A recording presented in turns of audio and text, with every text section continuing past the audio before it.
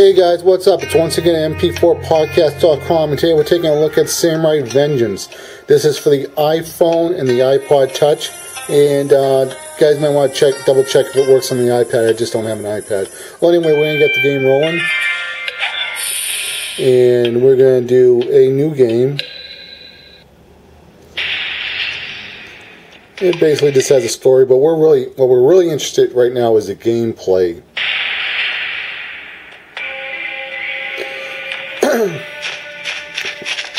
So basically, you get two attack buttons, a slice and then a auto attack. You can roll.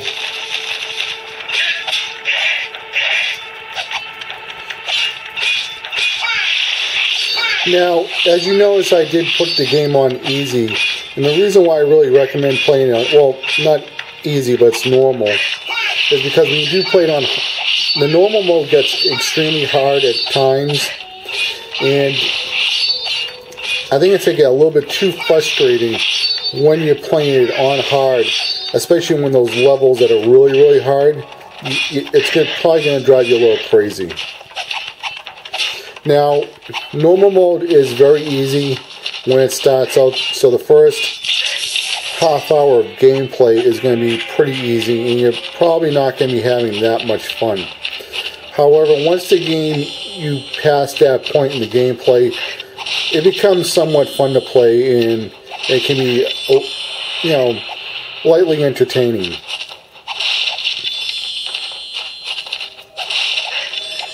Now, if you ask me, I do prefer Onimusha, the PS2 game, for, when I want to get my samurai fix. I think that's the game. The game that's made by Capcom, and they had 3 sequels, and it had the French guy in the third movie, in the third game. And it was actually a Japanese actor that they modeled the character after.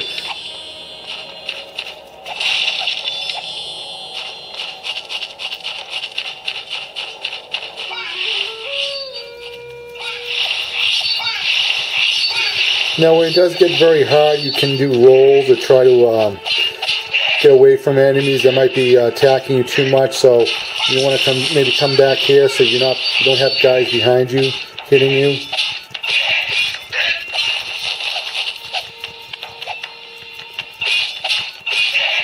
So there is a little bit of strategy to the game.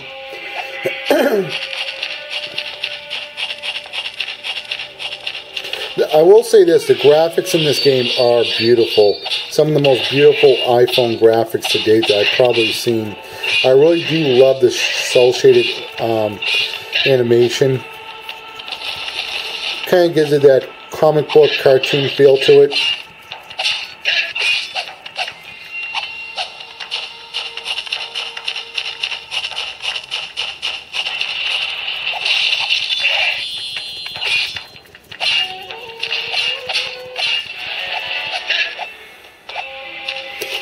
I really have no idea what these barrels, it doesn't really seem like it gives you more health or anything. Maybe it gives you magic or stamina. So I just break them anyway. And all you do is you just hear that sound.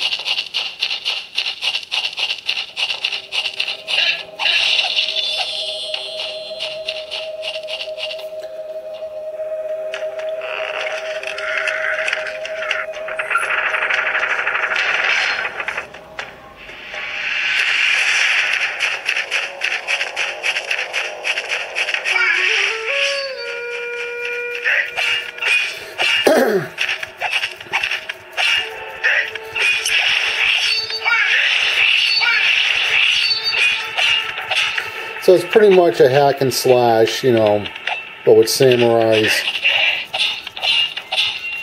I kind of wish they had more variety of different characters, maybe. I mean, you will come across other characters in the game, but it takes a while to get there.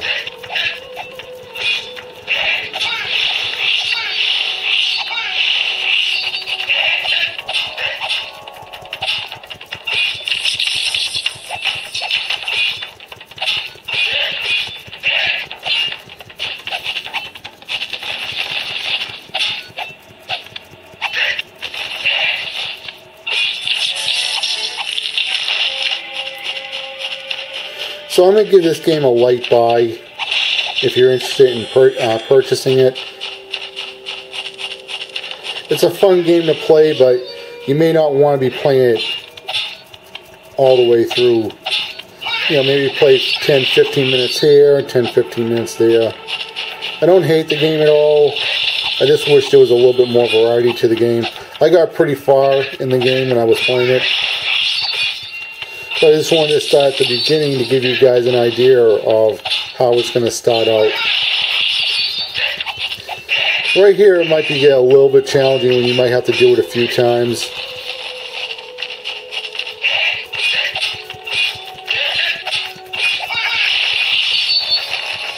It's always a good idea to somewhat roll back so you don't have guys behind you.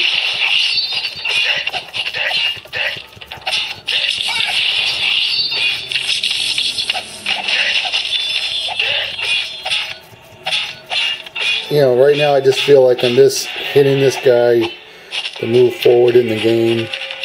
I wish there was a little bit more puzzle solving, or, you know, going to different places a little bit. I guess you go into different places. You're in this, you know, wooden city, I guess, that's kind of floating. I mean, it's kind of like on propellers a little bit. You know, these, if you remember the first time I pulled that thing.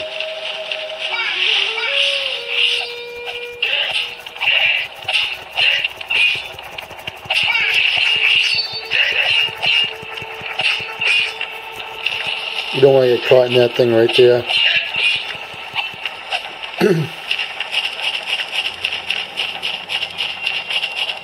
Be a couple more guys coming this way.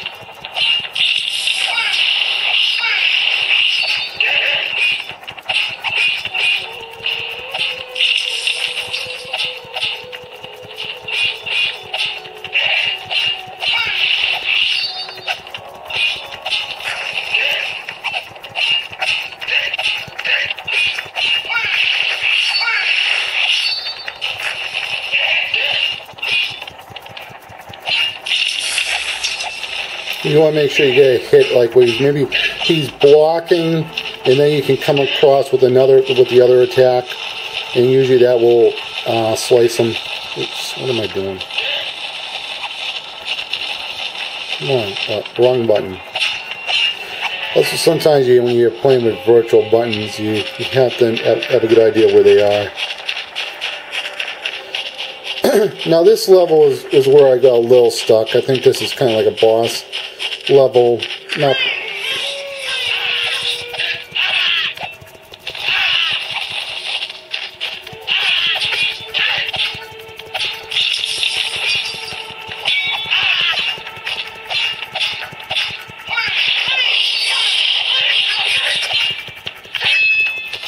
you do want to come back, roll back a little bit. Roll.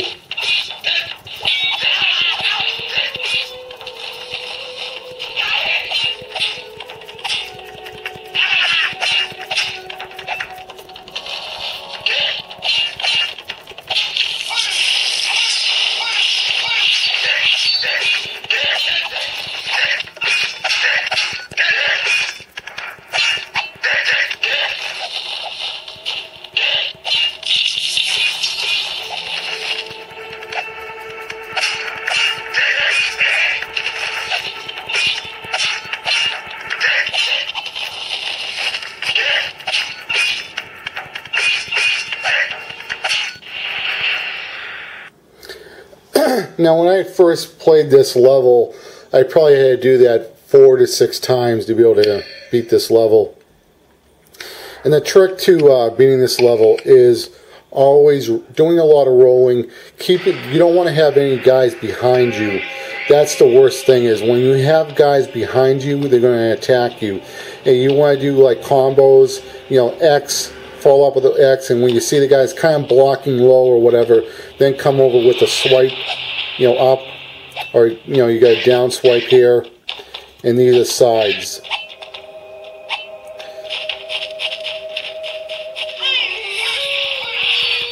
You know, if you're really into the Japanese culture, you like samurais, I do recommend this game. I will say this though, for the game,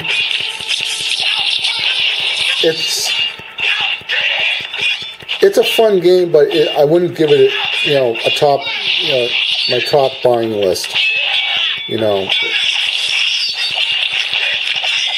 If you're looking for a beat 'em up, I highly suggest, if you have a PSP and you want something portable, get the Capcom Remix Edition, I think. It has Final Fight and Magic Sword in there. And I know those games aren't exactly the same, but I had more fun playing those.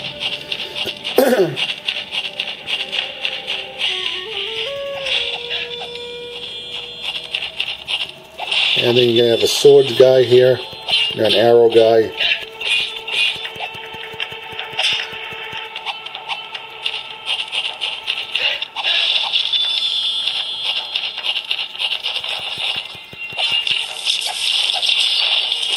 Go over here, hit this box.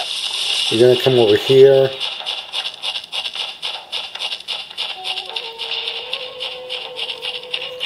Kill this guy.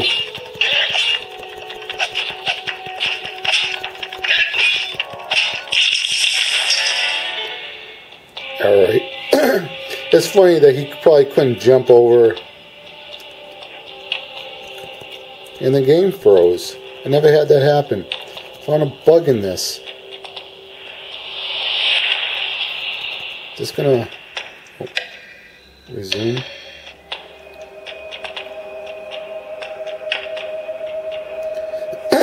Well guys, this is live gaming right here, and my character froze right here, so that's a glitch in the game. Now I will say this, I have played this a couple of times before when I was testing the game. I have not had this happen so far. It seems maybe his foot is stuck on a polygon and the guy won't move. So that's kind of a bummer. Maybe I'll let the developers know about this. I'll send them a message. I will say this, I do recommend the game lightly. If you like hack and slashes and samurai stuff, you're into that Japanese culture. I haven't seen any ninjas in this game. That would have been nice if they added some demons in the games, because I know this this game isn't based off a real Japanese history per se. It's kind of like based off of maybe the mythology of the gods, sort of. Kind of like if you look at Frank Miller's 300, that's based off of more of the god persona of the Greek mythology, and not of how it probably was. Now, I forget, Troy by Brad Pitt. That's a movie in the Greek mythology. I don't want to say mythology. Based off of Greek history, which was real. Where they talk about the gods, but you never see the gods. They just talk about them. And by looking at that little helicopter lift thing, it seems like this is somewhat on, in a mythology universe or version of Japanese history or something. Maybe it's just made up of their own, kind of like God of War is on PlayStation. So I give the game a light buy. I'm sticking to that. It's a fun game. The graphics are really nice. The music is really good. I like the sound effects. It just seems it just needs a little bit more, some puzzle solving, some other types of monsters, maybe a little bit more platform action here and there would have been nice. Maybe take the game a little bit out of the third-person perspective, give it maybe a side-scrolling perspective at times. I know I did see one level that was like that a little bit with these spikes that were coming up like this while the guy was running. I wasn't really having too much fun. Maybe they could put some jumping in there or something like that. That would have been a little bit more fun. Anyway, guys, this is my review of Samurai Vengeance 2 for the iPhone and the iPod Touch. And if this review has helped you, please subscribe to the channel. Please rate and leave a comment. I'm always putting up new reviews all the time. Take care, guys. I'm out. This is MP4 Podcast. And remember, keep on gaming on your iPhone.